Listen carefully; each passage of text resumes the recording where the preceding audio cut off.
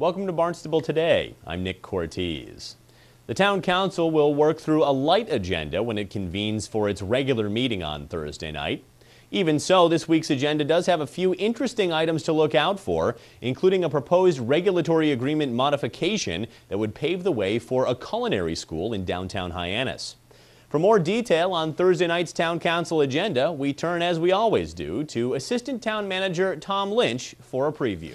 The Barnstable Town Council meets at 7 o'clock on Thursday evening in the Town Hall hearing room. And joining us for our customary preview of Thursday night's meeting is Assistant Town Manager Tom Lynch. Hi, Tom. How are you doing, Nick? Doing very well. How are you? Good to see you today. Oh, thank you. You as well.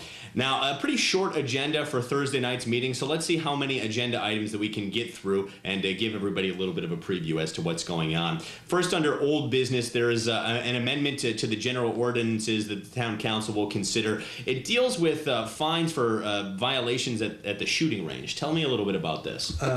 There never has been a civil fine there, and I think that by putting one in, it'll help improve public safety there.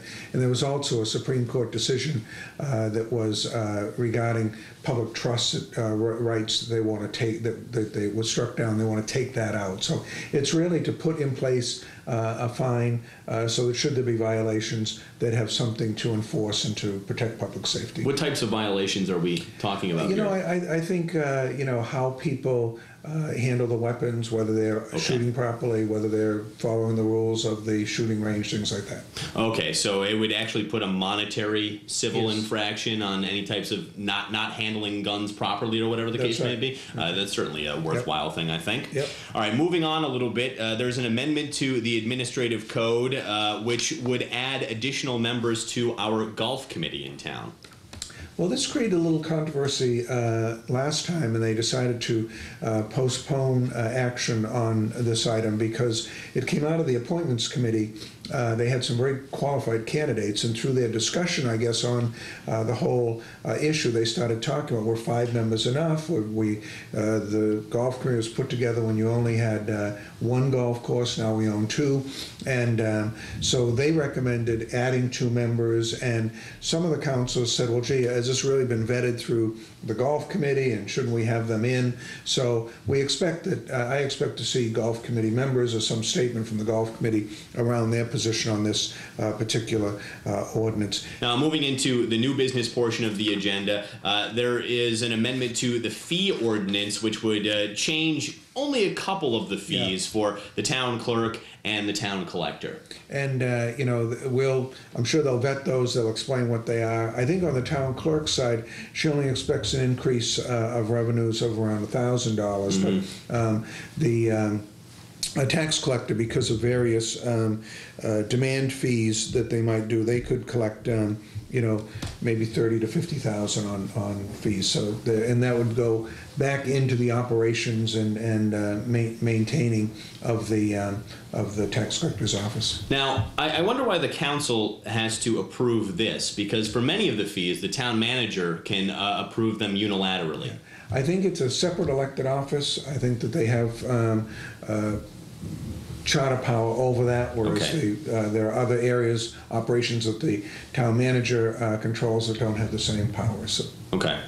Now, the big agenda item is authorizing the town manager to modify an existing regulatory agreement with the 89 Lewis Bay Holding Company. That's the old site of the Greenery nursing home, and now it's being renovated and made into a condo complex. But that's not all, and that's why this regulatory agreement modification is coming forward. And this has been an interesting project because it started out as 42 condominiums with medical office space on the bottom.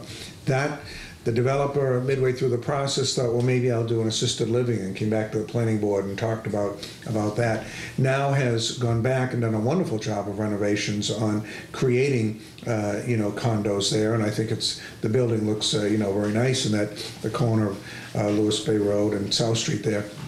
But they've come up with utilizing the bottom space as a culinary arts school, and that can be an economic engine for that area and for the building itself. And my understanding is there'd be as many as 150 jobs created through that, according to the rationale for this. So the planning board took a look at the regulatory agreement.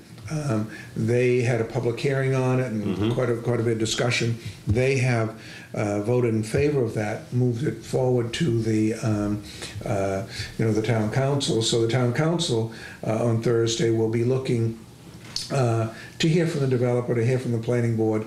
What's the rationale? Is this a good utilization of this area and compatible with the regulatory agreement process? And I'm pretty excited about this, and I think the council will be too. Yeah, I wanted to ask you a little bit about that. It's interesting how things have gone down in that part of Hyannis. Of course, you had the old nursing home, and you had a couple of dilapidated properties, and then the developer comes in and demolishes that and builds a new structure, thereby improving the aesthetic of the area. And now we're looking at getting down the road even further, where there's potentially a major economic opportunity, creates jobs, and also provides the type of training that's so important in a service-based industry like what we have. Yeah, I think that's a good point. That it's very compatible to the nature of of one of our strongest industries, which is of course hotel, motel, restaurant, Sure. Culinary need, and so it's something the developer feels very strongly about, and we're hopeful that it'll pass and work. Now, there's an additional aspect to the requests being made to modify this regulatory agreement. The issues were bifurcated by the planning board. This first part, to add the culinary school to the property, the planning board approved unanimously. But then there's another aspect to it where the developer is asking to have close to $500,000 in mitigation fees waived, and that's being tabled for a later time. I'm just curious as to your thoughts on that particular subject. Well, I think we have to look at what the mitigation was for, and it was, I believe it was based on, additional water, sewer needs in the area. I've heard a variety of suggestions, possibly phasing the mitigation in. And I think it's something the planning board will take a good hard look at with the developer and listen to their rationale. But it's something that we'll have to, mitigation for us has been a positive thing, because when you have major development like that and you allow for a fourth story and other sorts of things, there are demands on our infrastructure. Right. And the way of controlling those infrastructure costs and not putting it back onto the taxpayers to provide for mitigation fees. I've worked on a lot of different projects we've had, and Sure. So we certainly support mitigation fees. How it relates to this particular project is something we'll see what the planning board comes back to the council with. Sure, and just to clarify, that won't be coming before the town council, the mitigation aspect, just the addition of the culinary school use in the first floor of that building over there on Lewis Bay Road. Tom, thank you so much for joining us today. Once again, the town council meets 7 o'clock Thursday night in the town hall hearing room, and now you know what to look out for. There are still a few additional board and committee meetings to be held before the council meeting tomorrow night, so let's take a look at the schedule for the rest of this week.